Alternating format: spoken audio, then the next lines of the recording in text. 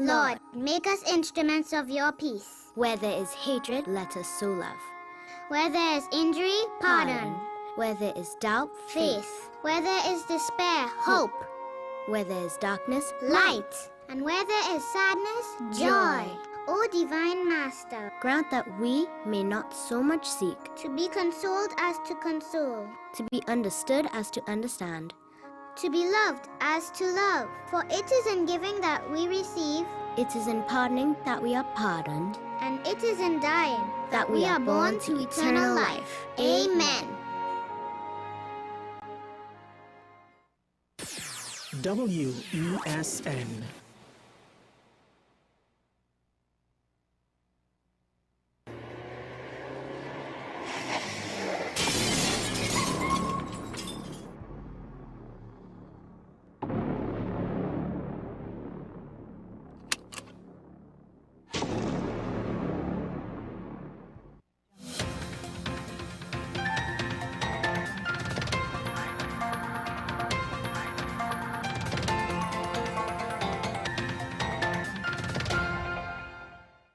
Here is your WESN News on the Hour. I'm Naomi McNish. Thanks for joining us.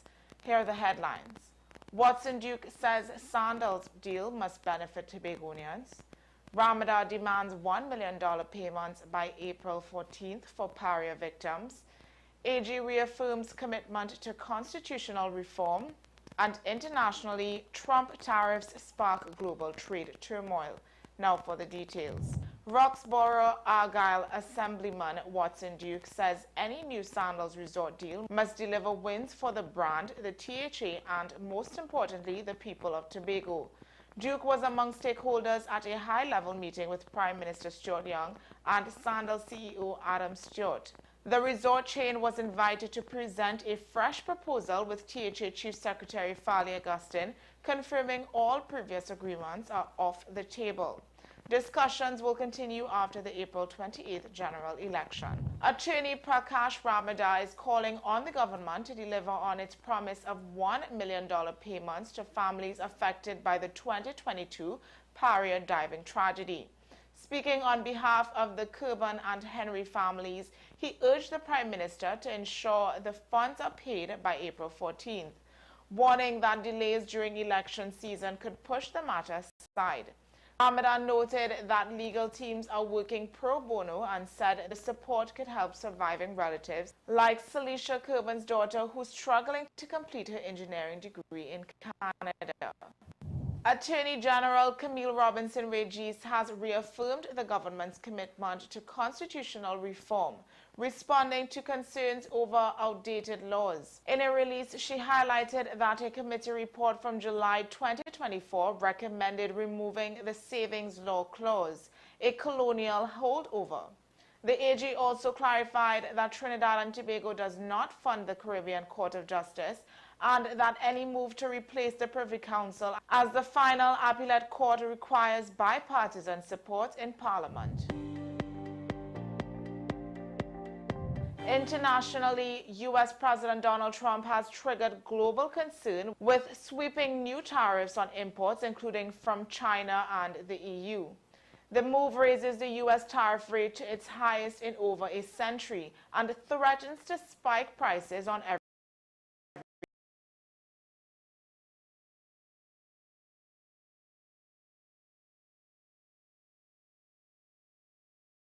goods. Pulling tariff measures could cost the U.S. hundreds of thousands of jobs and slow global economic growth. Well, that's news to the Hour on WESN. I'm Naomi McNish. Thanks for watching.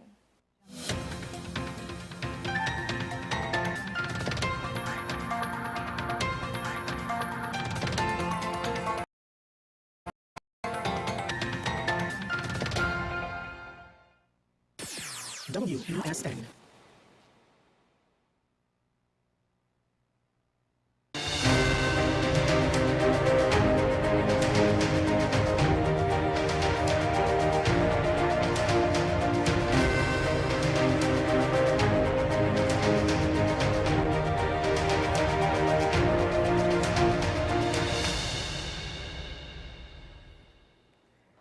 Good morning and welcome to AM Prime on WESN. I'm Naomi McNish, and This morning, we have a very exciting show planned for you, and we're staying, with our trend of speaking with the various candidates around Trinidad and Tobago, and hopefully your constituency your representative will be here, and you can, listen and get more involved in the conversation.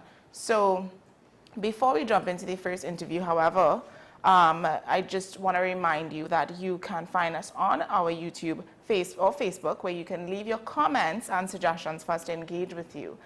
So you can head to WESN CC to engage with us now, and your comments can be featured here on AM Prime. So jumping straight into it. Shogunas East is one of the most closely watched battlegrounds in this election, a key marginal seat with the potential to shift the balance of power in Parliament. The constituency is being hotly contested, with the UNC, NTA, and emerging independent voices all vying for control. Representing the People's National Movement is Richie Sukai, a businessman and community advocate now seeking to bring PNM leadership back to the East Central region. This morning, we will dive into his plans, his pitch to the people, and his strategy in one of the most competitive races in the country. So good morning, Mr. Sukai. Good morning, Naomi. How are you? I'm good. Thank you. Good morning to listening and viewing public, Trinidad and Tobago and internationally. Yes. So, Mr. Sukai, for those who don't know you, who is Richie Sukai and what inspired, your entry into politics? Well, first of all, I'm a son, son of the soil of Shogunas, son and brother. I am a leader in my community, as the same way, if I have to sum it up in 3 words, I would say hardworking, responsible, and honest. That is who I reflect myself to be. Mm-hmm. And what drove you into the politics? Why did you choose this? Such a great question. Politics is, people taint politics as something being bad, but politics is something good. Mm-hmm.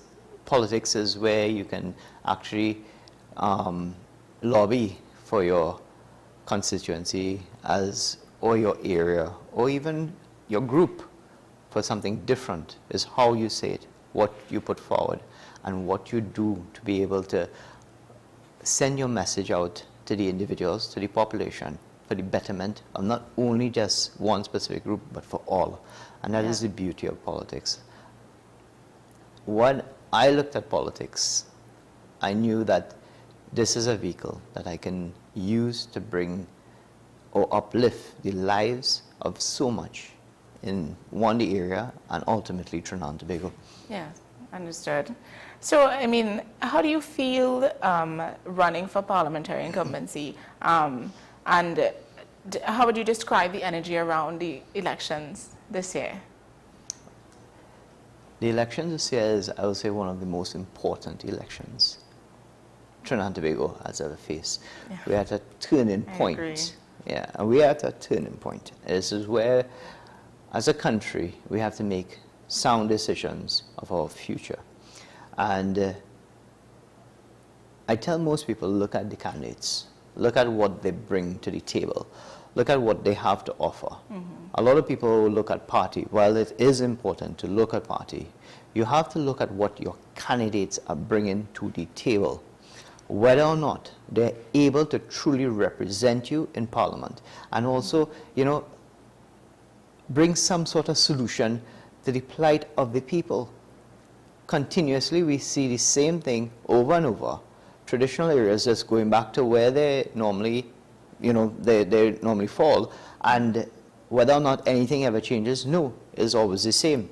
Yeah. So people really need to take a step back before you vote, but do vote. Make your decision as to the candidate who is going for the area. Look at what they're going to bring to the table. Understand what initiatives they would like to roll out, and how they're going to roll it out. Yeah. And make a sound decision, not only for your future, but also the future of their lineage, their children, and their children's children. This is important, and that is why this election is such a critical one. Yes. So this race at this point, I mean, you're going up against long-standing UNC, upcoming NTA. What would you say sets your campaign apart from the other two that you're going up against? A great question. I'm not too focused on what my opponents are putting out. I do wish them all the best, but at the same time, what I want to do is bring certain changes, sustainable changes to the area. Too long, the people of Chaguanas East have been receiving crumbs. And I say crumbs by a little development here, a little thing there, but no holistic development.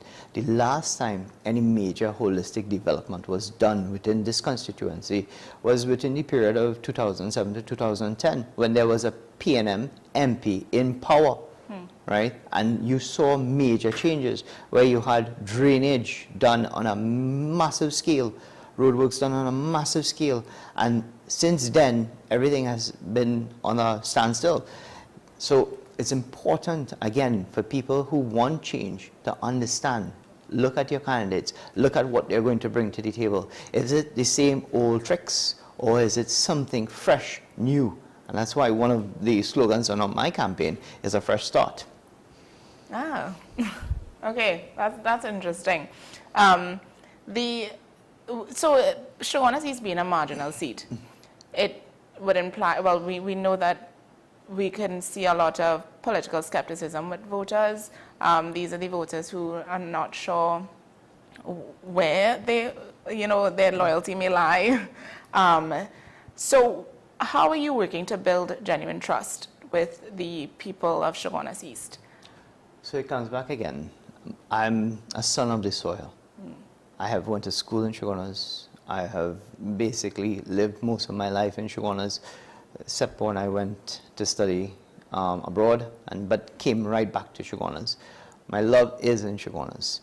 The thing is that I have always understood the problems of the people on the ground. I was chamber president twice, elected chamber president twice for one of the busiest business capital in this country. That says a lot in terms of how we're going to treat with certain issues. A lot of people will say, well, that's business issues. But the thing is that when businesses flourish, everyone flourish. The area flourish because of the trickle-down effect. I have seen so much issues that need tending to and have, over the time, derived certain solutions. One being traffic. And one of the biggest pet peeve everyone has in Chaguanas, besides drainage, traffic, is how do we solve it? Now, the thing with Chaguanas, the business community has grown exponentially over the years, that the infrastructure has not kept up. However, there are certain fixes that we can do. And I'll tell you one initiative. On the people on the eastern end, wanting to traverse the north, they literally have to cross to the western end. And then when they get there, there's a huge bottleneck at one of the intersection, one of the points there. That bottleneck creates a conflicting turn that backs up the traffic over the flyover, way into the eastern side. What we're proposing, there's a road, it's called Muljan Road. Yes. A lot of people will know about it. It's usually free to enter into Muljan from the highway side. When you enter there, you go straight round, and there's a car park, an empty car park it was Clico's, part of Clico's. So the ministry has already served Section 3, which is to acquire that pieces of land. That is already completed. Cabinet has approved the design already for a roundabout structure that will cut under the flyover. So you're going into Muljan, you're going around the roundabout that we're going to create, and you're going to cut under your flyover, that is the overpass, that will take you directly north. So it's no longer a conflicting turn. We should not have any backup. These were, the data was studied by our engineers. It will help ease the traffic. Nothing will totally alleviate as for now, it will take time. But this will help some of the traffic situations that we have. And that's just one example that we looked at. No, I pictured exactly what you're talking about, and I think people of Chaguanas East would appreciate that so much, because I struggle so much coming over that flyover, and the traffic is always, especially on a weekend. You know, and it's true. It's really true that coming into Chaguanas used to be a nightmare. Yeah. Even from the highway side, and then we did the recent expansion where we expanded from 2 lanes to 3 lanes. Yeah. It helped a lot. I mean, as our conversation before, it did help. It did help. I mean, is work in progress for Chaguanas. It's not just an easy fix where you can wave a magic wand. Yeah. But the ministry has certain initiatives that it would like to take to be able to help some of this traffic situation, because we know that the backup of traffic, the frustration it creates, the unproductivity amongst our passengers, our traveling community, this we have taken into consideration, and we're working actively on certain initiatives to help alleviate this traffic. Nice. So coming from a business background, what or do you have any plans for any reforms that would advocate for the ease of just how businesses function, you know, in the area? And so one of the initiatives that we had at the chamber, and this was the second time around, and what I wanted to implement before leaving was more or less, during COVID time you saw it, a lot of these small to medium to micro enterprises weren't able to access funding that they needed at that time, and how they went about it. Now, most of the cases is that these individuals were either not regularized, they didn't have all their statutory requirements in place, and they just generally didn't have the know-how of putting together some of these technical documents, such as a business plan. How do you develop a business model? How do you have maybe cash flow projections? One of the proposed plan I have, especially as the MP for the area, is to now have workshops set up for small, medium, and micro enterprises, so that they could have an idea how to build themselves. You know, a good example is that in some of these communities, I have meetings with the young people. Yeah. And I remember meeting a young man once, and he said that, yes, he's working. He's working at a ERP job. I said, okay, fine. So are you happy? He said, no, he would like to see himself. So I said, ultimately, where do you see yourself? He said he wants to be a tire shop owner. I said, great. So he has a goal. yes, How do you get from point A to point B, right? And that is where he will need help. It is possible. yes, I tell everybody that you don't have to have, you know, a bank or a bag full of money to be able to reach where you want. You just have to have the drive, the initiative, and the help, Yes. the right help to take you there. And once we can guide them along those steps, I'm pretty sure we could see, you know, a lot more businesses. So that kind of well leads to my next question. You know, access to education and youth engagement, that has, I think, been a issue that the area has faced, and a lot of other areas as well. That, you know, the involvement of young people in a community is usually a big factor. So how do you intend to support the young people, and not only in academics, but with employment? You know, for example, the young man that you met, Yeah. and, you know, what are the plans? Can you go into a little bit more detail with? So what we've been seeing is there's a need for skills and skills training. Yeah. The thing is that the ministry has, the government, through the Ministry of Youth Development and Social Services, they have certain initiatives, the My Part, My Lot, they are all under the Honorable Foster Cummins.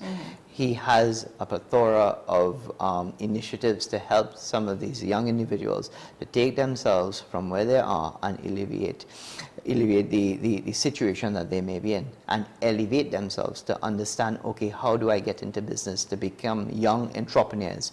There's the agriculture grant. There was the grant. There's so many different programs. Like, for instance, there's the hoist program that teaches individuals about the operation of crane and heavy equipment. There's the My Part, My Lot, all these programs geared for young individuals so that they can uplift themselves. What we find is that they have a difficulty in wanting, or the drive and wanting to go to some of these programs, and we want to bring it closer to some of these communities, so that, you know what, we can push the initiatives. It is right there. It is at your doorstep now. We want to help you to gain the necessary skills to earn sustainable work. While it is good that we have such programs, these programs right now, that they can have a job, we want to see them grow into something that they can harness themselves, or harness the talent that they have for a brighter future. It will help uplift the area. One of the things that I would like to see is, there's so much talent within our area. You won't believe, there's so much talent. And business owners, meeting a group of young people, business owners, they said that when they produce their resume and the businesses see sometimes the address where they're from, a stigma is already hit on them. Yeah. I would like to break that. I want to change that culture and to be able to empower our young people to raise beyond that and look forward to say, listen, I'm proud of where I am. I'm proud to work hard. I'm proud to do what I have to do to uplift my area and to work hard to change things in this country. Yeah, I think the trying to change or shift the stigma attached to certain areas, I'm trying to, I'm all for it. Yeah. But listen, it's not going to happen overnight. No, yeah. It's not going to happen overnight. It's a lot of mental, it's a cultural change. You have to stick with it. You see, on April 28th, I'm assuming MP for Sugar and Seas. That is when my work starts. That is when I have to hit the ground. That is when my people. So what's one of the first things that you're gonna target once elected? I would like to start working on a drainage plan for the area. I've seen so many dilapidated drains, so many drains unkept, so many drains that lead to nowhere, so many drains built to no specification whatsoever. And we can't continue this. Because while, yes, you see they're running box drains, what is the story it's supposed to spell? Water usually flows and into certain direction that will go into our tributaries, that will ultimately go into rivers, larger rivers, and then go into the ocean. That is not happening in certain areas. Some areas, the traditional drains are covered and you don't see anything, but where is the plan? You have box drains left undone for years. Yeah. We can't, it can't be the same old, right? One, we need to do our inventory of what's currently there, understand what is compromised, understand where we need to go, understand which river courses has been compromised in terms of the flow and whether there's any blockage, and how do we address it, or else we will still be spinning top in mud. While certain areas, you see, Shigona is so diverse. Yes. You have some areas of opulence, you have some areas of depression, and you need to be able to have some sort of equity, distribution of equity of resources and funds to uplift all. It is about unifying and uplifting. They say, rising tides floats all boats. I want to float all the boats in this constituency. Gotcha. So, but not by flood. No. Well, once the drainage issues are and dealt that's with. the thing. We have to have a plan. Now, again, this is not a 5-year thing. This is a mindset to be able to change the way we look at, drainage in this area. It cannot be the same. Yeah, I agree. So I want to touch on now, it's no secret that many people share the same sentiment that once an MP is elected, they tend to not see them again. Yeah. They tend to not hear from them again. So how do you plan to remain accountable to the people of Shogunas East? And this is not just during, your campaign, Election time, but yeah. you're full-time in office, once elected. So that's one of the questions I get all the time. Yeah. It's like, we see it now, right? Oh, this is the first time I'm running, right? Yeah. I say, oh, we see it now, and in the next 5 years we'll see it again. I said, listen, there's 365 days in a year, there's 5 years. If you don't see me at least twice during this tenure, something is wrong, right? I have walked the entire length of this constituency, right? That stems from Montrose straight up to Warren, right? From Gillingham straight onto the Southern Main Road. Covered all the communities. You're talking about from Enterprise, Lanchbar, Cronktrace, Quinnipiac, going up to Warren. I have touched each and every one, and many others within there. And I have walked each and every one of these roads, side roads, met people, understood what are some of the major concerns. And that is why I'm asking the people of Shogunas East, if you truly want a difference, I'm here to offer my service as a son of the soil to bring that difference to you. Yeah. Can you tell us really quickly, because we're going to start wrapping up shortly.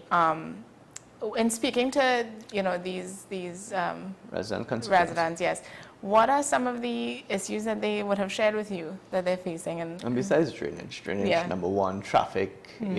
We understand crime. They'll say crime, and I understand crime is twofold. While there's the policing side of it, there's also the social side of it. You see, if you look at some of the, and again, coming back to those areas of, well, let's say those areas of contention, you have where you have children having children. They're not understanding what true parenting is. A child may have a learning disorder and not able to pick it up at a very young age. And then what, they go to school, they're bullied, they're actually chastised at home, thinking that, maybe something's wrong with this child. No, we need to stop and understand we need to once set up workshops for some of these parents to understand what it takes to identify in these children. How do you mold them for the future? Everyone's important. Yes. How do you do this? We need to start uplifting our communities once more. All right. The work is there. There's a lot of work need to be done, but it is who is willing to take the mantle to be able to perform the task. So on that note, we're going to end here. But what is your message to the people of Shogunas East? People of Shogunas East, this election, as I said before, is very important. On April 28, 2025, come out and vote. Once again, look at your candidates. Look what they have to offer. And if you select a candidate, don't look at party alone. Look at what the candidate wants to bring to the table. Look at the differences and change. Once you have the confidence, come out and vote. Stain your finger. And April 28, you'll have the choice that you want. Nice. Thank you for that. So that was Richie Sukai, PNM candidate for Shogunas East. On April 28th will be a day like no other, as said. So prepare yourself to make an informed decision. And thank you, Mr. Sukai, for joining us this morning and sharing your insights. And it was nice to hear all the plans, because I am not from Shogunas per se, but I'm around the area a lot, and I do feel, the traffic, the drainage issues, the crime, even, so it is a lot. So I do wish you all the best. Thank you very much. Moving forward, and so most importantly, make sure you register to vote if you haven't already, and voting is important. So let's do what we have to do, and it's our duty as members of Trinidad and Tobago to vote. So thank you. No problem. All right, so we're going to take a quick break, and when we come back, we're going to carry on with our discussions this morning. So stay with us. We'll be right back.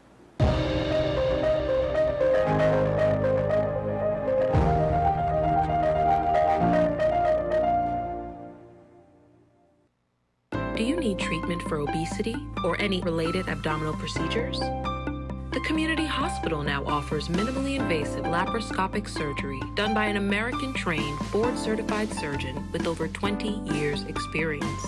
Give us a call at 235-5479 for more information. The Community Hospital of Seventh-day Adventist, where good private health care is affordable. Knowing how to tell authentic is as easy as 1, 2, 3. Find it, match it, search it. Step 1. Find the style number on the tag. Step 2. Match the style number inside the jersey with the number on the tag. Step 3. Search it. A quick Google search of the style number will verify the jersey is authentic when the search results match the jersey being searched. Don't be fooled by counterfeit jerseys. Before you buy, remember to find it, match it, search it.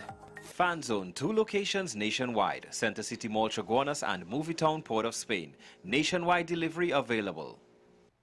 The best for your baby is at thebesttoys.com.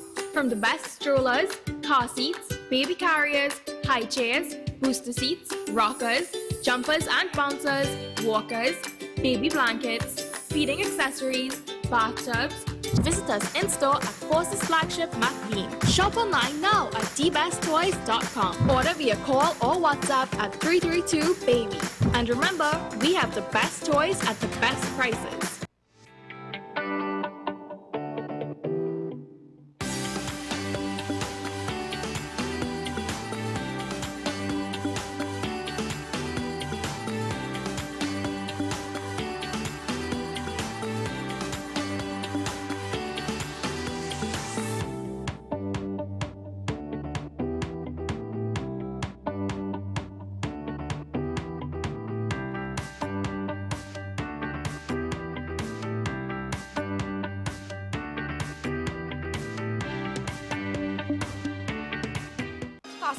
I want to get a tattoo. You really want to me. Respond to me how you would respond to me. The first question I'd ask is why?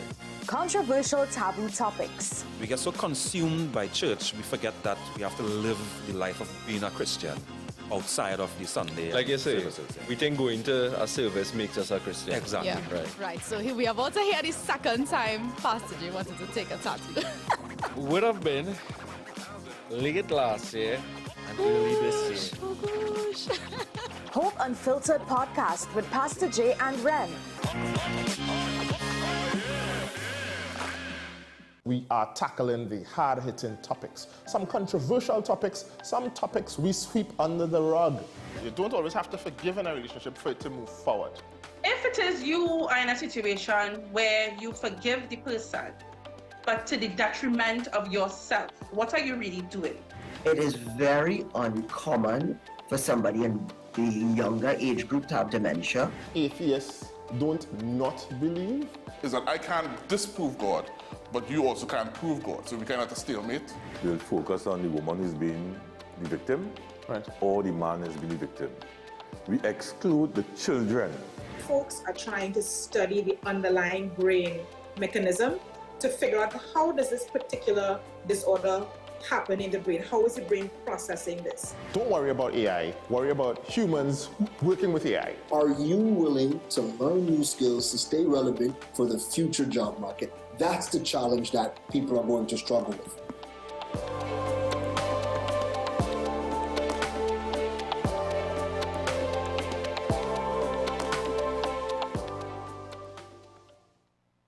This is Face of Sports, WESN Content Capital. How you felt about the kiss on the lip? That's the business. I'm nothing to do with that. I find that was distasteful. The national senior team, whether you like it or not, that is the model for all other teams to follow. I'm assuming that the regional requirement may be a much stricter requirement. This is not about Pro League and Super League. This is a league run by the Normalization Committee that I'm responsible for. Nobody expected FIFA to fund this arrangement. If we don't get a professional attitude towards this, we are doomed for failure. You break the balance, trip the leg, control the body. They ain't gonna stand put forever. Why you want the chiefs to lose so? Why you want the chiefs to lose so? They already have two. Lamar don't Why? have. You're jealous because you know the chiefs getting closer to the Patriots. Let's go to the last part. No, of the game. no. Let's go to the last part.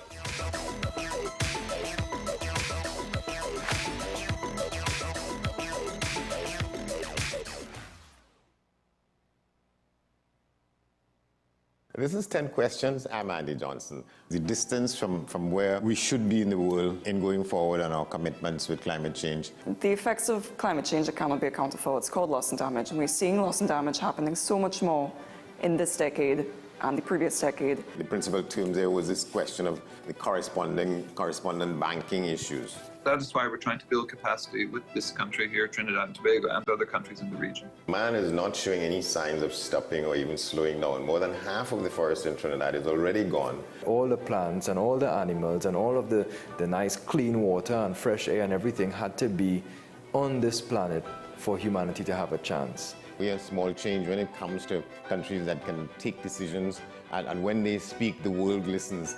The General Assembly is a very democratic forum. And Trinidad and Tobago has the same vote as Canada, in spite of the obvious difference in size.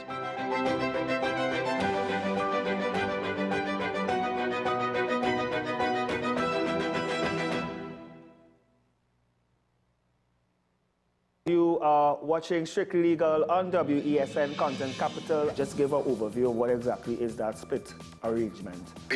Nah, you don't need to register nothing. We can do that another time. But then it becomes a hit, and then everybody starts to want to claim.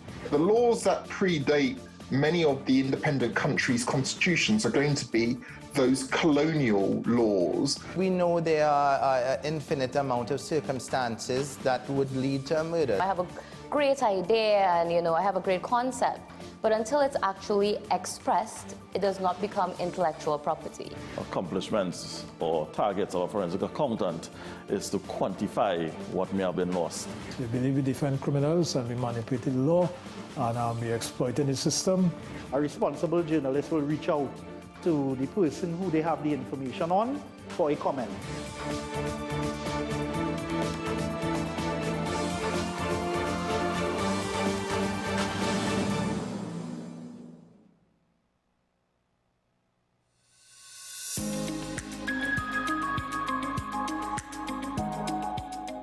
The Caribbean has some of the highest rates of overweight and obesity in the Americas. Parents are usually meticulous about what goes into their children's mouths from 0 to 1 year. But then something happens after 1 year when we say to them, eat from the family pot. Right. Somehow the family pot extends to snacks, both sugary and salty, soft drinks and candies of all descriptions.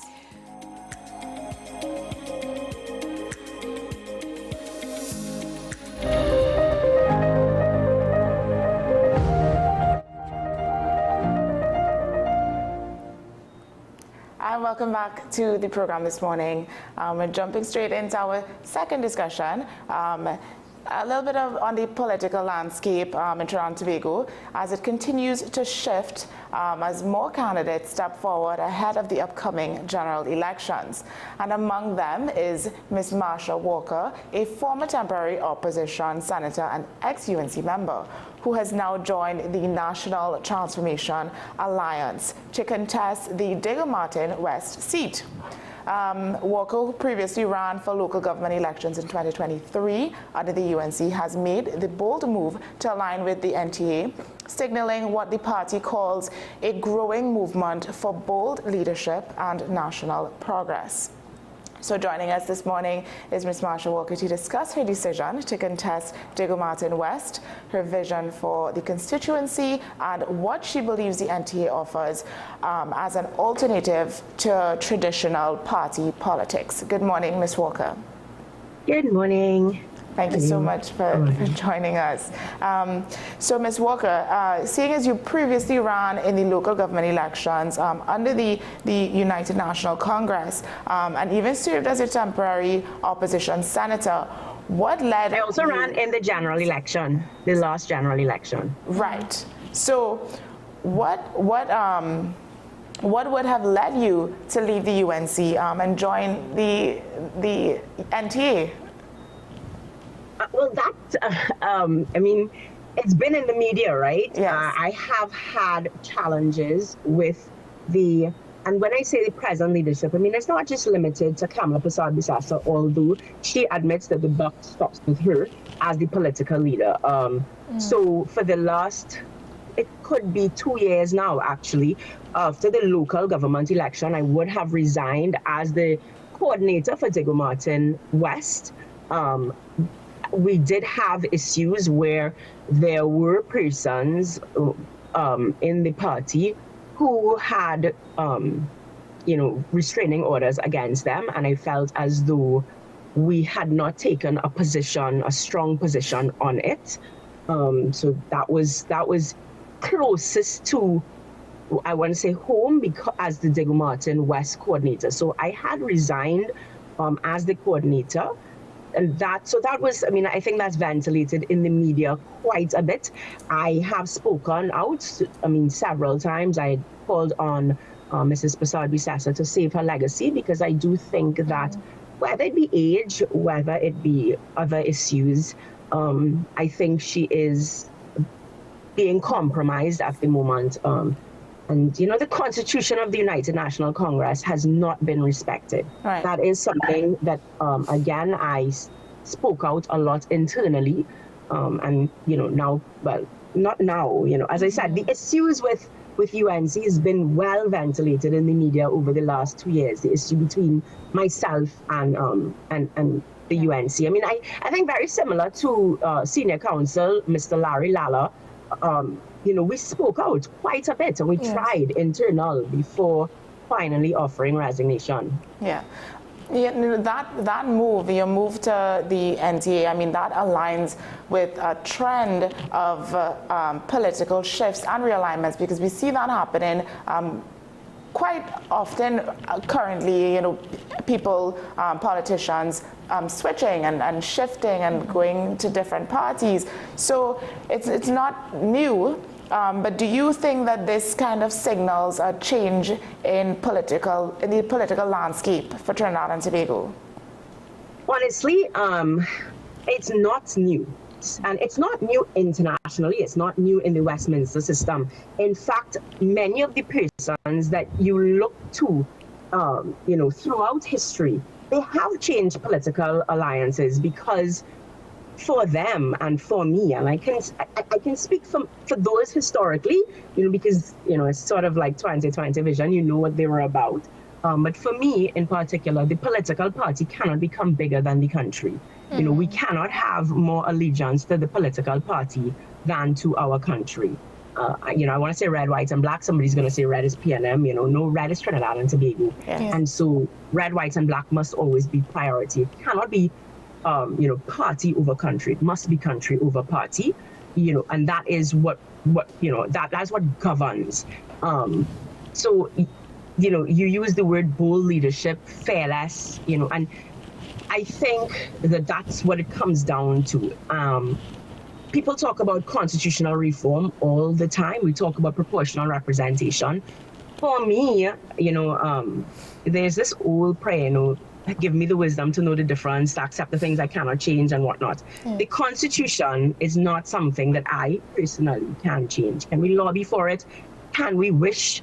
I think people have been wishing for constitutional change since the day after independence. What we can do, though, is one, elect 41 good candidates. Forget, the party, look at the different people. So, for example, why the NTA? Well, Gary Griffith has several track records. One track record for me that is very important is his ability and his willingness and his boldness to speak up. So he is prepared to be fired for speaking up. And that's what we need. I say to people, we must be prepared to serve well, serve hard, and then go home. This way of holding on no matter what. So you're silent because you want a seat. You're silent because you don't want to get kicked out. You're silent because your ambitions have taken over, or even at the risk of your saying, well, you don't want to put the party into disrepute. So you're sitting down like it's a cult.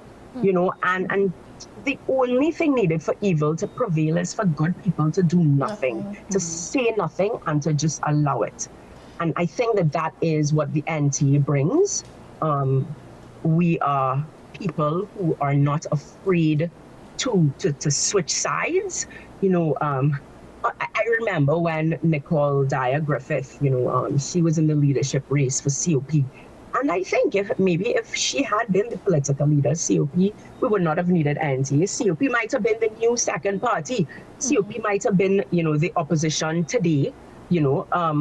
So I think that's what you need. I think you need persons who are not so attached to their political party that the party becomes bigger than the country, and saving the parties or saving face for the party becomes bigger than doing what's right and doing the you know, the ethical thing. Yeah, but hasn't that always worked in terms of certain parties sitting down and just kind of, you know, not putting the party into disrepute? Your approach, the NTA's approach, is to, as I say, be loud, be bold. Isn't that something that people are going to look at as, you should probably tone it down a bit? We're not accustomed to that. How do you see yourself having some sort of victory with this particular stance that you're taking? I'm on the ground, and what I can tell you is there is no UNC victory, and people are certainly absolutely fed up of PNM. What you can see is trends. They're clear trends. In 2010, we had something like 69%, closer to, you know, 68 point whatever percent voter turnout. That dropped in 2015 to 60-something%. Then in 2020, it was 50-something%. 58% or whatnot. Local government elections, even though local government elections sees a lower turnout than general elections, comparing local to local, it was the lowest voter turnout in the history of Trinidad and Tobago. So what we know is that the citizens are fed up. They do not want the brand of politics. It's a different generation. That's, you know, whether we like it or not, we are a different generation. We are not the generation where we're going to vote based on tribalism, based on some misplaced loyalty for somebody that we do not know, for a story that, quite frankly, is not true. And that's a story. That's a whole other conversation where a lot of our local history has been rewritten. You know, we are a generation where information is at hand. Yes. So you can't just tell us something at the dinner table and we buy into it because we have nothing else. You know, TTT is not the only form of information. We can research, we can fact check. I can go back and know about Albert Gomes without ever having met him. Whether or not he's in my social studies book, I can know about him and I can say, wait, this guy may be more responsible for our independence. We are a new generation of thinkers. Yeah. We are critical thinkers. We think for ourselves. We come up with our own opinions, you know, and I think that is a good thing. I know that some of the older generation would like to put us down and put the youth down constantly, but it is good. It's good to think for yourself and to work things out for yourself. And I think that is what the country wants. Again, the Constitutional Reform Committee, it keeps coming up. People want proportional representation. So the idea of third parties serve no purpose. Third parties are your best opportunity for proportional representation inside of the lower house, because PNM and UNC, if they want, they could take, let's say, 15 seats, and then we take, you know, a 10 seats, or Hope takes a 2 seats, and there's no need for us to take our seats and give it to anybody. It can be on a per vote basis, on a per bill basis. It can be on a situation where, you know, again, and that's why you need people who are dripping with integrity, so that it's not a situation where, well, I need to vote this way, you know, because I want to keep my ministerial position, or I don't want to lose my seat, or this or that, which is also why people ask, you know, didn't you stay quiet and go for a safe seat? First of all, safe seat, boy, they could kick you out because they know, you know, you could get replaced in the morning. And I think that all of that is maybe why the People's Partnership didn't work, because you may have wanted a safe seat. So I see people saying, you know, why UNC don't give the third parties a safe seat? the truth is that is not actually good for the third parties.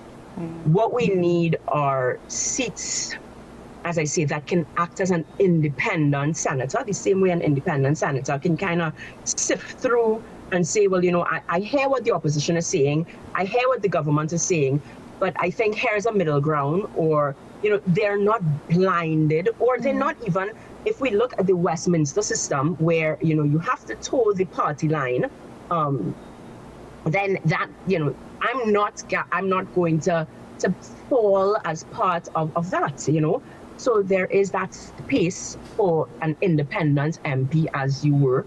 And so we do need a few good voices in there that say, well, listen, I think that this bill is a good bill, and I'm not going to vote along the party lines with it, first of all, because I'm not part of your party, but I am in the lower house. So there is a space there. Politics needs to mature, it needs to grow. And the truth is, again, if you look at history, I mean, let's go back to slavery. I always ask people, if slavery were in your hands, if the determination of, whether slavery was to be abolished or not, if that fight was in your hands, would we still be slaves today? Or would you have that personality? Would you have that fight to do what it takes to take a lashing and come again? And when the other slaves, because, if we just put ourselves, and think of what that would have looked like, the slaves would have gone, dude, every time you protest, we get more work, we get more licks, we get more whatever. Could you just put your head down, stay quiet, life good? It ain't perfect, but it good. Had that been the mentality, and that is what, that's the one thing that I think this generation of Trinidadians and Tobagonians do not remember. We just finished celebrating Carnival. People died for that freedom. Yeah. So we put on our beads and we think, yeah, land of the free. Somebody died for that freedom. Yeah. Blood was shed for that freedom. We are at a space where we are fighting for the soul of our nation. And I'm sorry, but what you need is big and bold to step and say, no, we will not let our country turn into Venezuela or turn into Haiti or somewhere where you turn back and, migrants, persons who migrated 20 years, 30 years ago look back and say, what happened to Trinidad? So, Ms. Walker, what are the specific issues that you would have for the constituency of Digicel, and how would you treat with it differently? As you know, Keith Christopher Rowley, Prime Minister, has historically held that constituency. How are you any different? Well, I'm very different in that I grew up there. I did not grow up in Tobago. That's where I'm very different. I would not have been gifted a PNM safe seat. That is where I'm very different. So somebody like PNM, you give him the seat, and it's kind of like you feel as though it's a sure seat into the lower house. I could have gotten a marginal seat. Again, I could have stayed in UNC and gotten a safe seat. I was born and bred in Digicel. My husband was born and bred in Digicel. I can walk snake lane in La Puerta. I don't know if some other people even know where that is. And that is where I am different.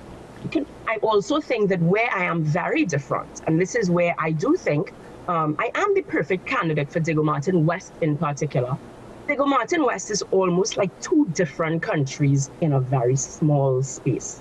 You can go to Big Yard, and then you can go to Bayshore, and it is two different countries, and they're walking distance from each other. So one person, Goodwood, not Goodwood Park, Goodwood Gardens, right? They struggle in particular with a flooding issue. Big Yard doesn't struggle with a flooding issue. They're on the hill, right? What they struggle with is no water in the taps up the hill, right? What they struggle with is the fact that even on a good day, no one cleans their garbage because you have, well, first of all, the bins are placed in the wrong spot.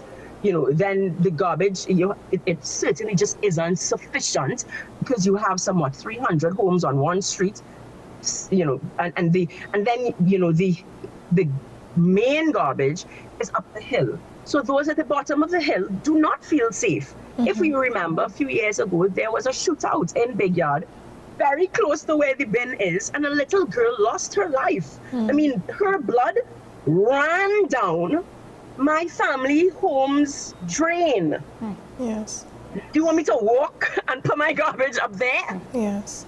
And this is, and we need representation who genuinely understands that. You know, there is a call similar to local government election where the representative must be part of at least the corporation. You know, we have persons who live in Diego Martin that have filed for Kumuto Manzanilla. We have persons who live in Diego Martin who is the MP for Point Lisas, you know. Yes. You need to live and work and traverse and drive the streets of the place that you are representing. Because that way, when you drive past the garbage every morning, you could pick up the phone and say, hey, did you see this? Or, hey, why did CPEP leave the bags of the clippings right next to the drain? Because then rain will fall and common sense tells you the garbage is going to fall into the drain, and Goodwood Gardens has a flooding issue. So we need to keep those waterways as clean as possible, because even with impeccable maintenance, there is a flooding issue. So you can't leave the trimmings there. You can't put it in the garbage bag right next to the drain. And have you seen the rain levels? Have you seen what's going on? It's going to end up in the drain. Do you notice I don't have any notes, anything? I haven't looked down. These things at the top of my head. You know why? Because I'm there walking the ground. No one has to give me a speech and tell me somebody's name. I can call the names. I can tell you that in 2020 there was a newborn baby at the house and there was a garbage bin with rats. That was a health and safety hazard. And there's a newborn baby in that home. You know, I can tell you, I can call their names only because we're on air. I'm not going to call their names, but I can tell you whose wall is every rainy season at a risk of washing away into the river. I can tell you who's trying to sell their home because where's been broken into the most, and they can't get it sold because nobody wants to purchase, you know, prime property in Trinidad and Tobago. I can tell you the ones who have had it sold and they now live in the States and they can't get their foreign exchange. I can tell you whose husband is in the States trying to get their foreign exchange from the house that they sold, and he has a heart condition and they've worked all their lives, but they cannot get their foreign exchange. Your passion is very, all of this because I am on the ground, genuinely caring for a better Trinidad and Tobago, and that starts with a better Diego Martin West. I agree. Your passion is very infectious. We talked about the voters who are really radical for this change, and we also talked about those who will be stonewalls and will vote, as you said, tribalism. What about those who are disillusioned, the ones who are kind of sitting on the sidelines and, you know, they don't know what to do? How would you mobilize them? Here's my first piece of advice for them. Make sure to be registered to vote, and make sure to be registered to vote in your constituency. And I can only speak again for Diego Martin West. When you walk and you go through the list, you canvass that list, what you find is that many people are still registered wherever they got their ID card at 18 years old. They're still registered there. So flooding impacts you in Diego Martin West, but you're voting in St. Anne's. Crime impacts you in Diego Martin West, but you're still voting in San Fernando. You don't have to make a decision to vote today. You have to make a decision, one, to at least be prepared to vote, which means you have to be registered in Diego Martin West. I can help you with that. My office number is 499-WALK. It's easy, 499-WALK. Notice, easy to get me, 499-WALK. We'll help you with your registration. That's one. Two is you don't have to be involved at the level that I'm involved, but here's how citizens need to be involved. Forget the noise, forget the propaganda, forget all the petty politics, ball head, small pin, and all kind of shippiness, and look at your candidates.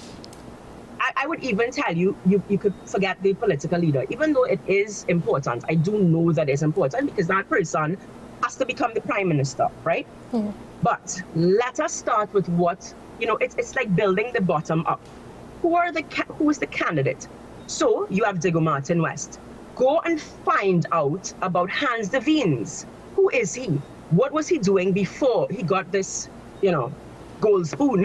Who is Marshall Walker? Who is whoever UNC puts? Who is that person? What were they doing before politics? What was their interest before politics? Is this a natural step because they've realized that politics is where that final ultimate change needs to happen, because let's be real, we can have all the NGOs in the world. I think Haiti probably has the most NGOs.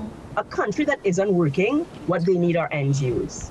A country whose politicians are dripping with integrity, they don't need NGOs, because the government will know their place, they will know when not to overstep, how to work, how to do policies that truly serve the people. So I think that that's what citizens need to do. Forget all the noise and go and meet with your representative. If you cannot get through to your candidate during general elections, then you think you're going to get through to them after they've won? I will also, and I want you to be fair to your candidate. It is impossible for your candidate to meet 30,000 people walking. Most times you don't come out of the house, or you're not home, or whatever. It is far easier for 30,000 people to get in contact with 499 Walk than for us to think, to be fair, that I can hunt you down, find you, and have a conversation with you. 499 Walk, have a conversation, ask hard questions,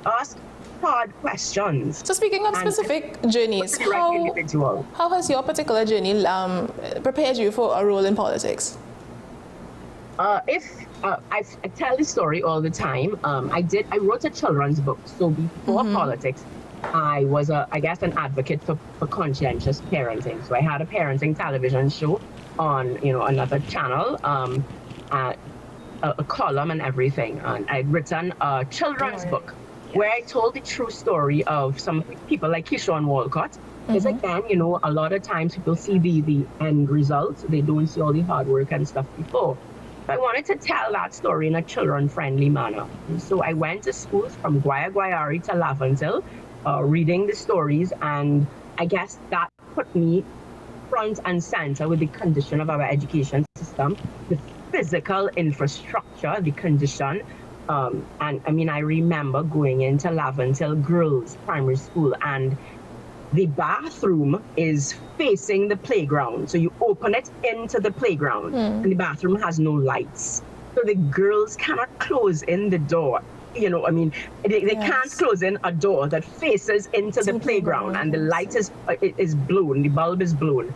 And it's just like, so you're just hoping that your friend is kind and keeps the door closed, and it's a light bulb. Then you go upstairs and there's like a massive hole in the floor, and you could just, it's a game. We throw things down to the next class, because we don't need to walk down the step. We could just, like a bucket brigade. And then, so that led into different camps and stuff. And one day an 8-year-old girl came up to me and said, I was raped. Our law suggests that, if you say that to me, I have to take it seriously. I have to make a report. And I said to her, she was afraid of the repercussions of making the report and whatnot, or apparently the report was made, and she was going through a lot. And I said, I will not leave you alone. I will be here with you. I will walk you through this process.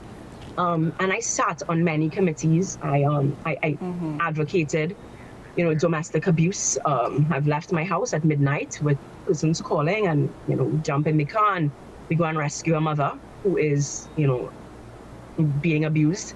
Again, you sit on committees. I've been in I remember years ago, Faris Al-Rawi at the time would have been the Attorney General, and giving suggestions for how we could change and improve the Domestic Violence Act. And more I realized that this is where the real change happens. I could fight and walk and fight and walk, and I'm just hitting a brick wall, because judges are governed by the law, and if the law has a loophole, then or if the law doesn't accommodate for it, or all these different things. And the final buck of change, that final space is politics, is the policy makers.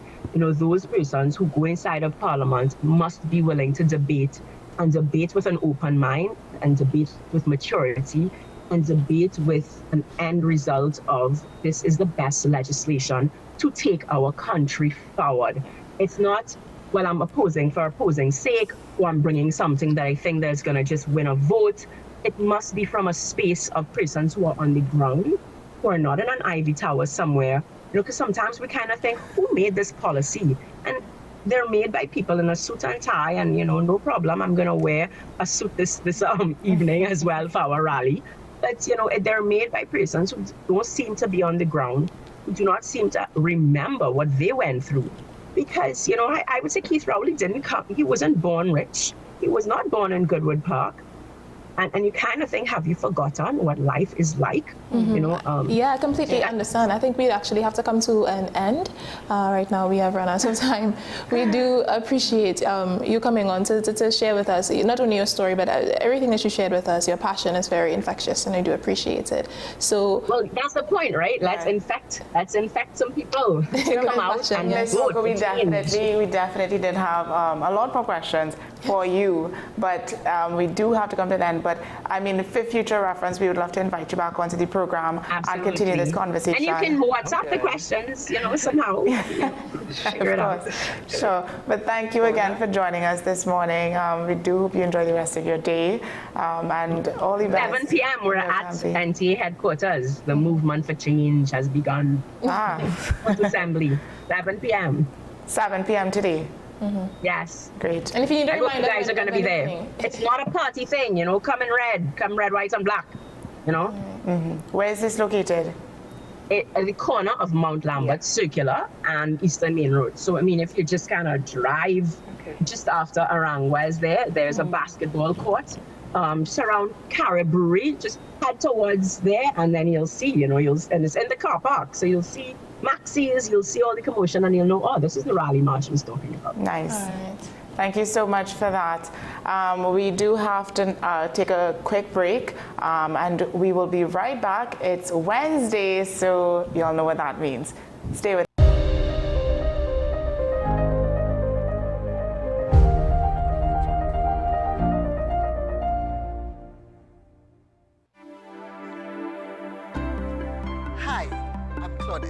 radiographer at the radiology departments at the community hospital. We offer high-quality service with state-of-the-art equipment in X-ray, ultrasound, CT, and mammogram. Come, our friendly staff awaits you. Give us a call at 235-5479. The Community Hospital of Seventh-day Adventist, where good private health care is affordable. Knowing how to tell authentic is as easy as 1, 2, 3. Find it, match it, search it. Step 1, find the style number on the tag. Step 2, match the style number inside the jersey with the number on the tag. Step 3, search it.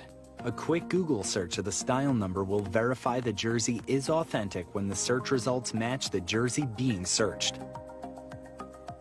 Don't be fooled by counterfeit jerseys. Before you buy, remember to find it, match it, search it. Fan Zone, 2 locations nationwide. Center City Mall, Chaguanas and Movietown, Port of Spain. Nationwide delivery available.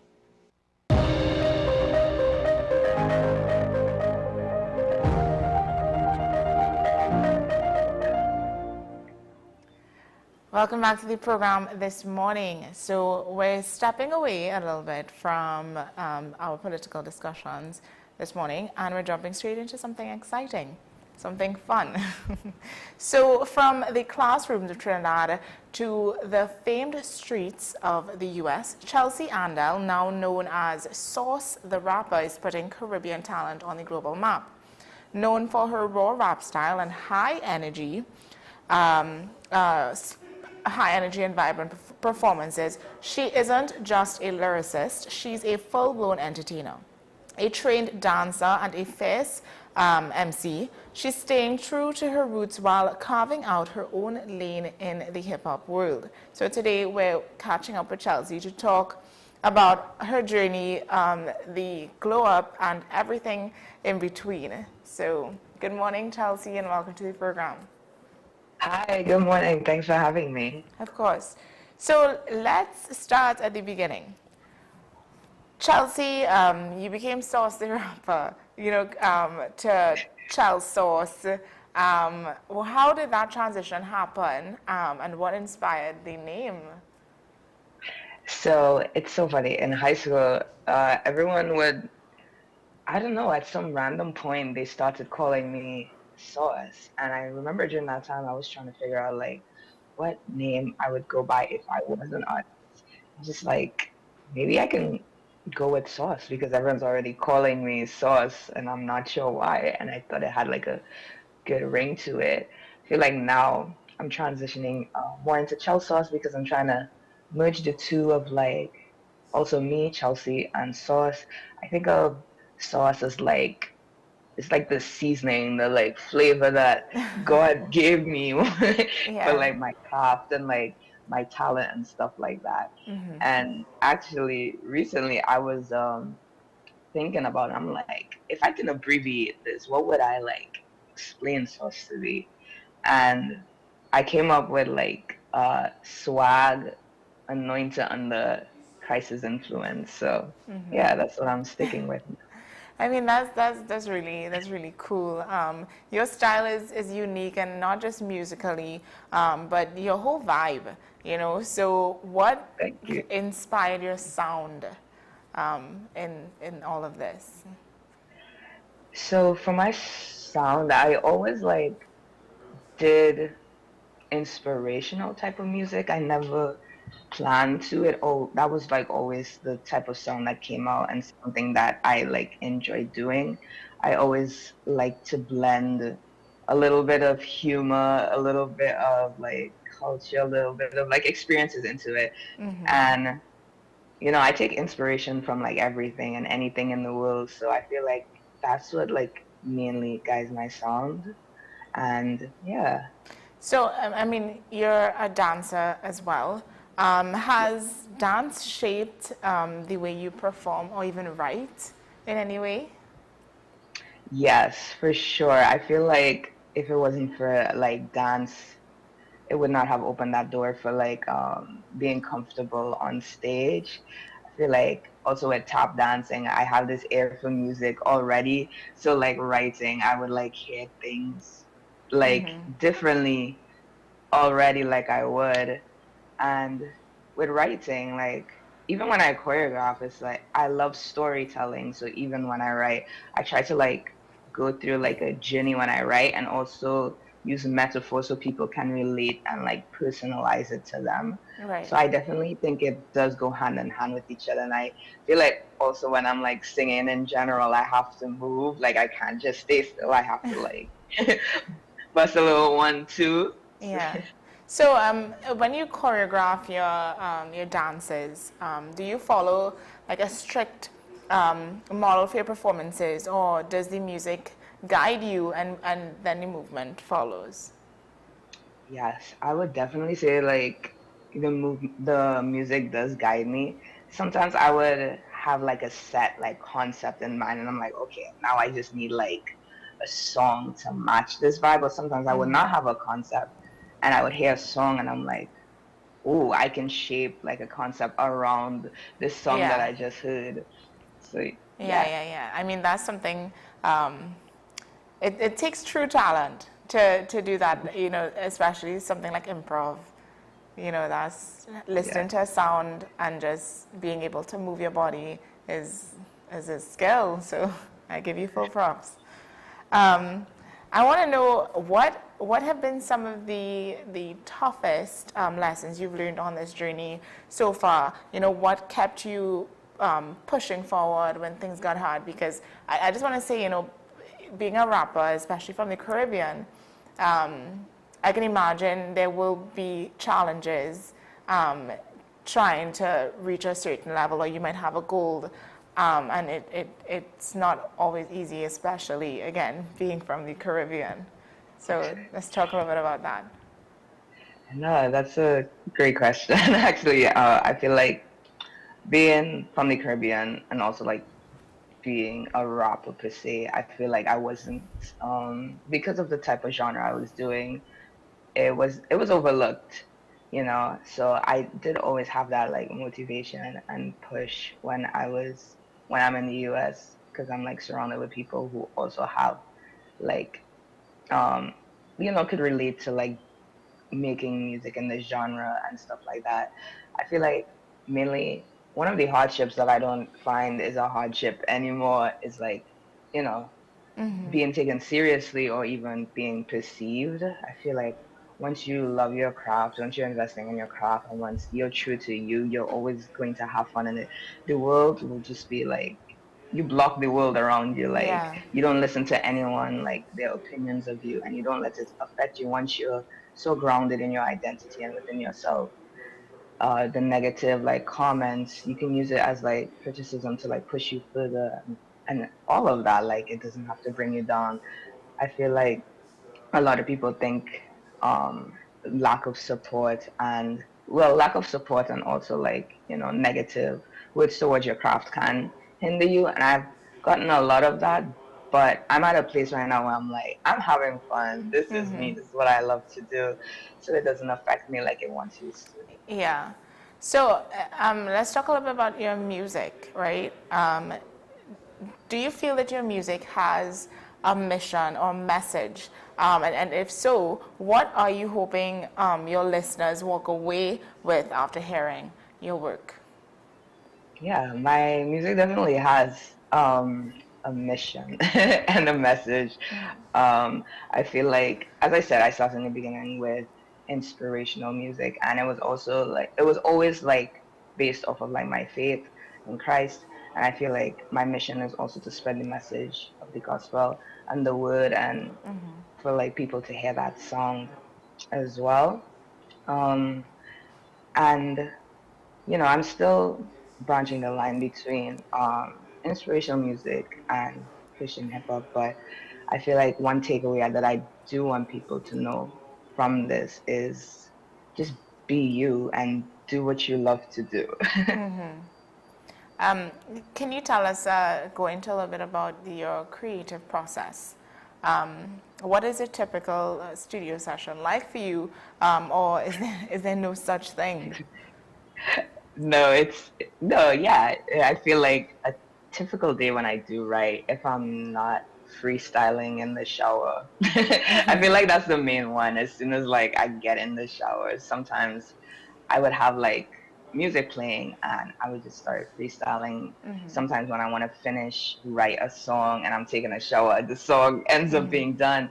I feel like I always, like, depending on like what the song is about, I would know like where I'm gonna go with it. I would have like a plan of like, okay, in this verse I went here with the song, and in this verse this is where I want to go. So I'd have like a map of where I'm going, and it would kind of make the process easier. Sometimes I like freestyle in front of my mirror if I'm listening to the beat over and over.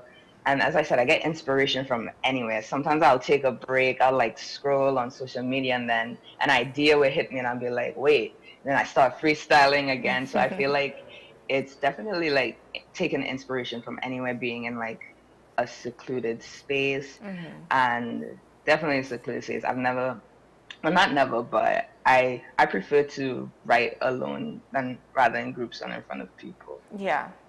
I mean, the phrase taking the world by storm isn't an exaggeration in your case. You know, you've gotten international attention. What's the transition been like from being known locally to now being watched globally?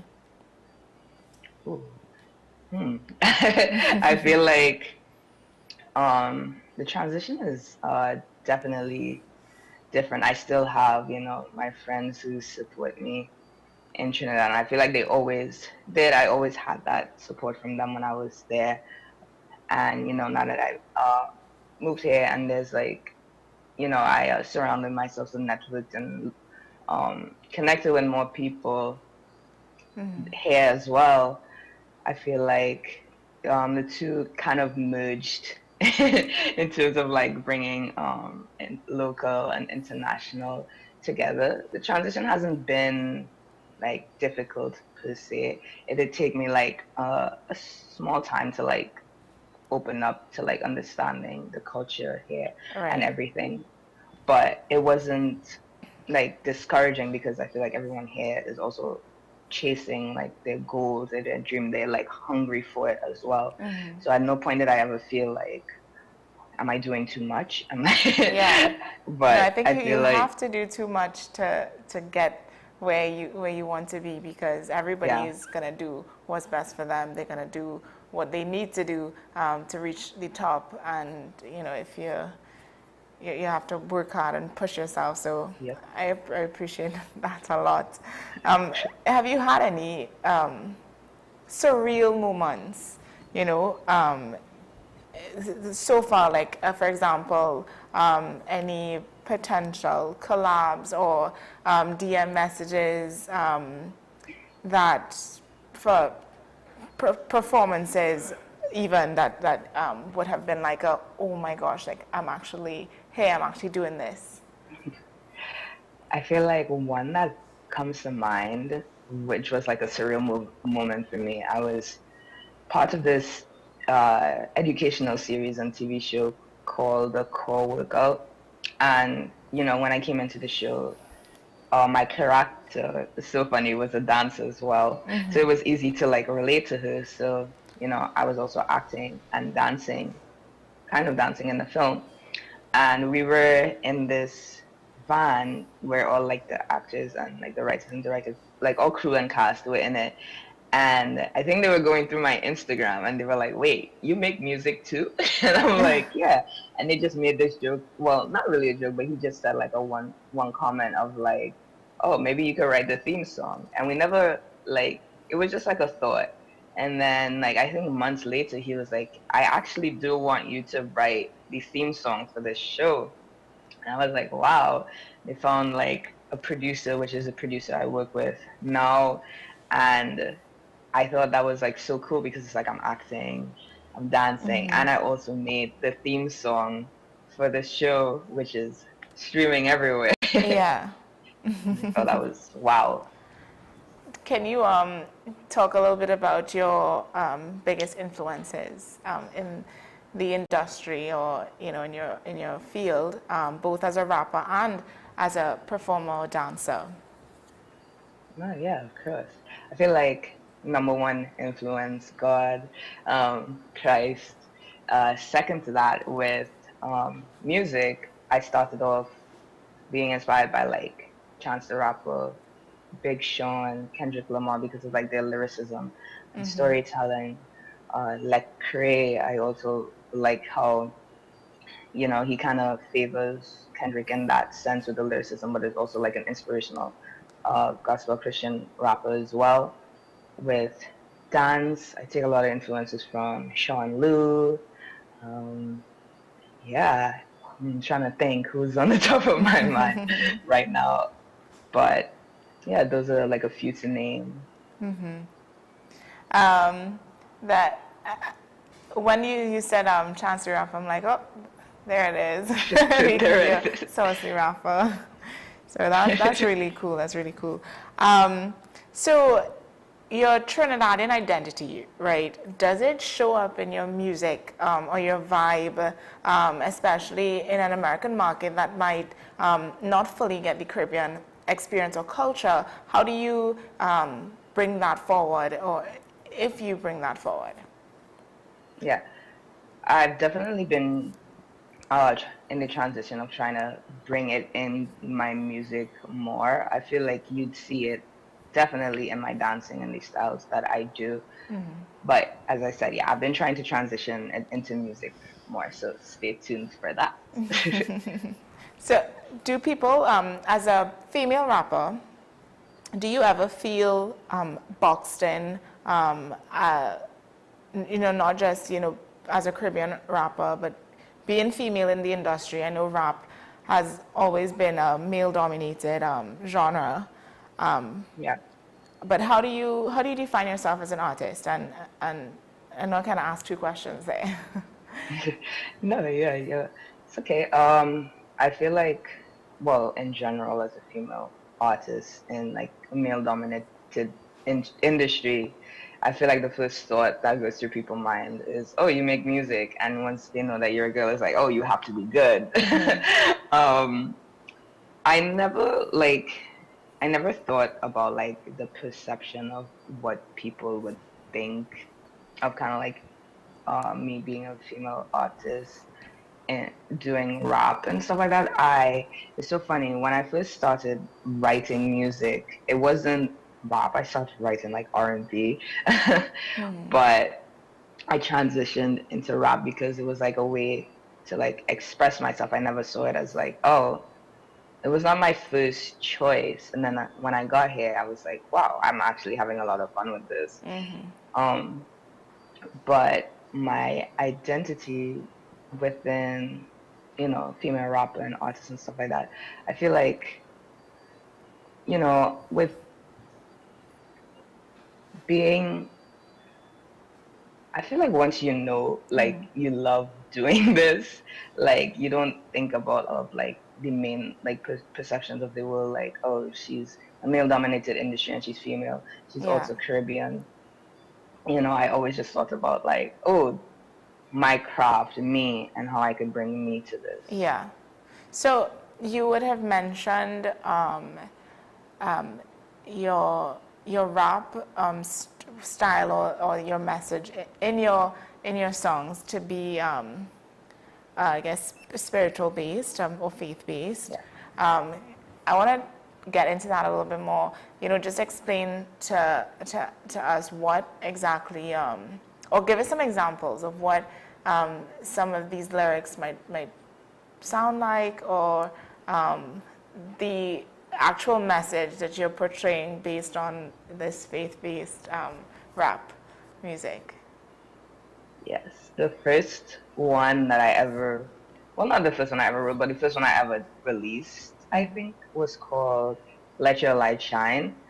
And that was about letting, you know, Christ's light shine through you to the world, because that's like important in the, you know, in the faith, is like being a representation of him and living your life to be like him. Love, be kind, being bright, happy, or joy to this world, and not bring the world down.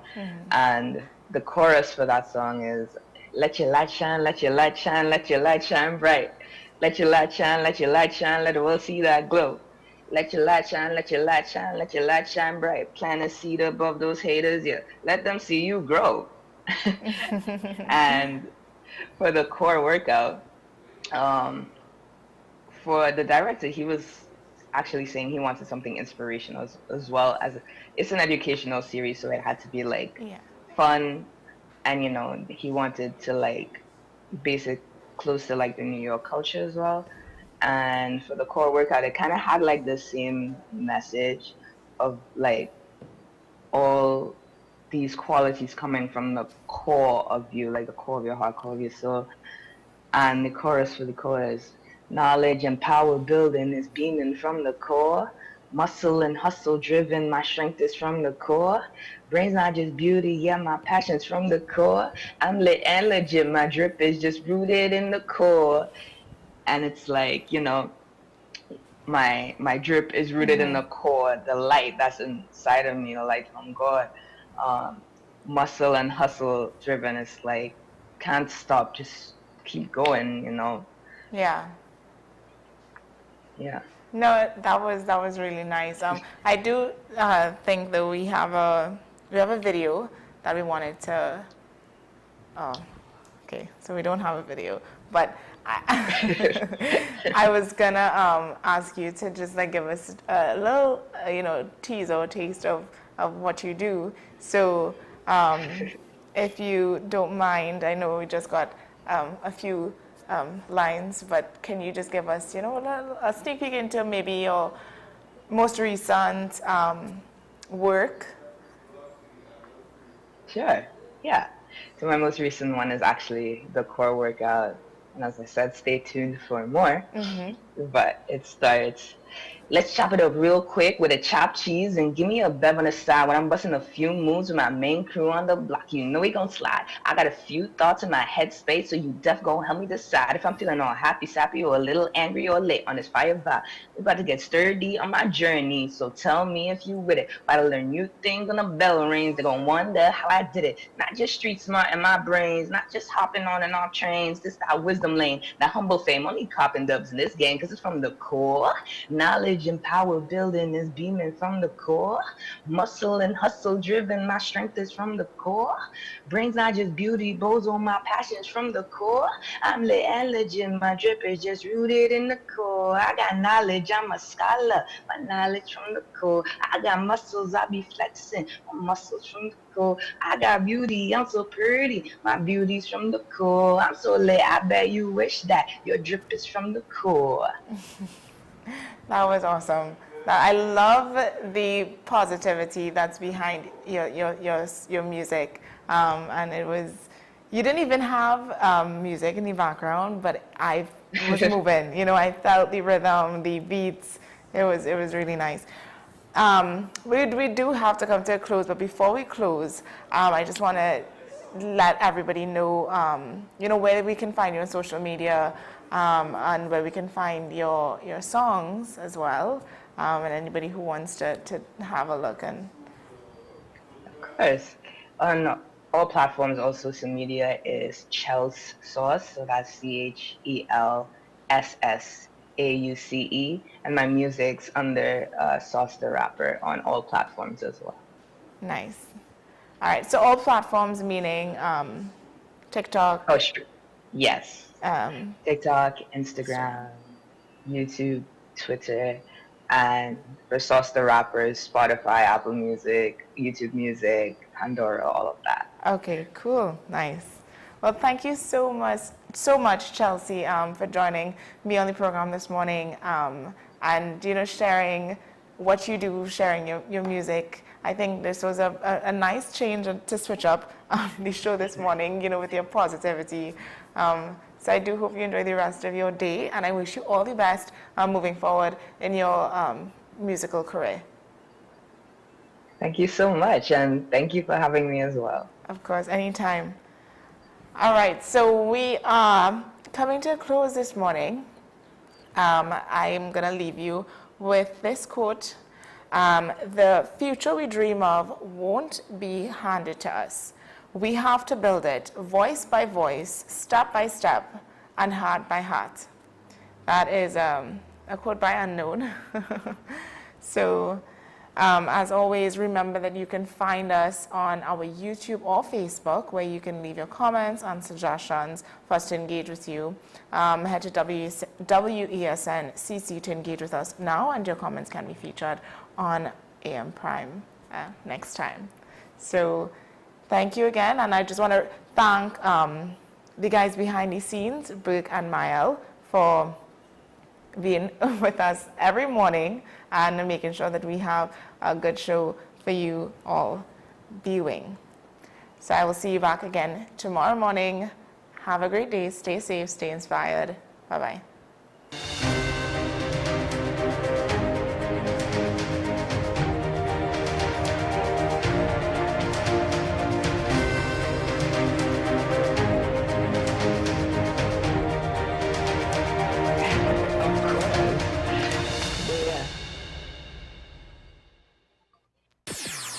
WESN. Yeah. My name is Dr. Joanna Williams-Carroll, and I am the Director of Behavioral and Mental Health at the Community Hospital. At the Community Hospital, we believe in nurturing mind, body, and soul. Through our counseling and chaplaincy program, we will provide you with support and strength you need to help with your mental and emotional well-being. Give us a call. The Community Hospital of Seventh-day Adventist, where good private health care is affordable. FanZone, your reliable, authentic supplier, has just gotten better. You can now visit our website www.fanzonett.com for your authentic wear